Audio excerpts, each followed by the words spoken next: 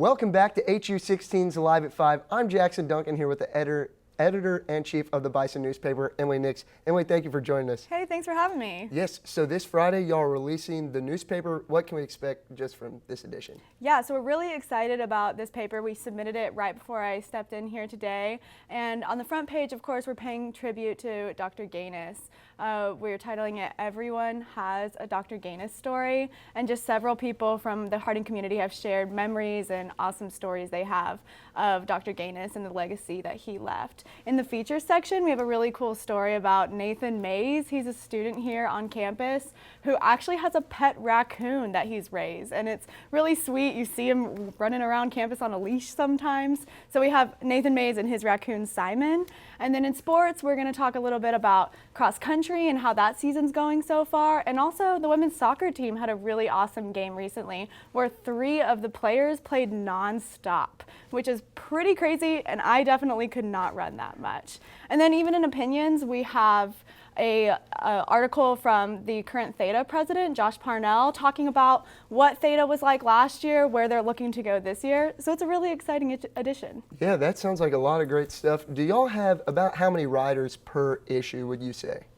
That's interesting. We have a class writers section where students will come in and write 1 article per week. It's a little bit of a smaller group this go round, so we only have 6 or 7 class writers, but then we have a staff of 10 to 13 students who will do various roles. Yeah, awesome. And what goes into delivering these? Do y'all pass them out outside chapel, or where do y'all get the students these papers? Yeah, so every Friday we have our different distribution duties. There are newsstands, almost 20 all across campus. You can see them with their Bison logo stands. And then we also have students standing outside both chapels at the end willing to hand out papers. Okay, and do y'all get feedback from your online edition, or how does that work, putting that out online? Yeah, great question. We put every article, every story we run, we put it online on the link. That's the link at .harding.edu.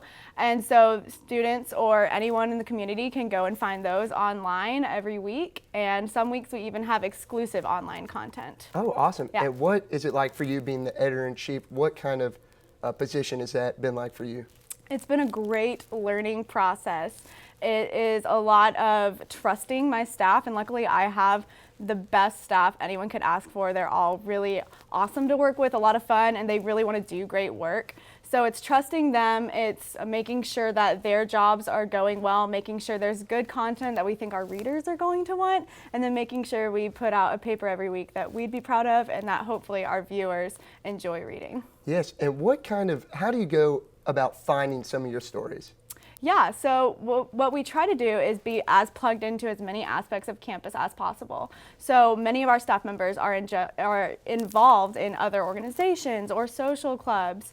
We have different ages, different interests. And so through that, we're always keeping an ear out, always checking out what's going on. And of course, anyone can email me at enix@harding.edu if they ever have any story ideas or questions. Awesome, Emily. Well, thank you so much for joining us. I appreciate your time.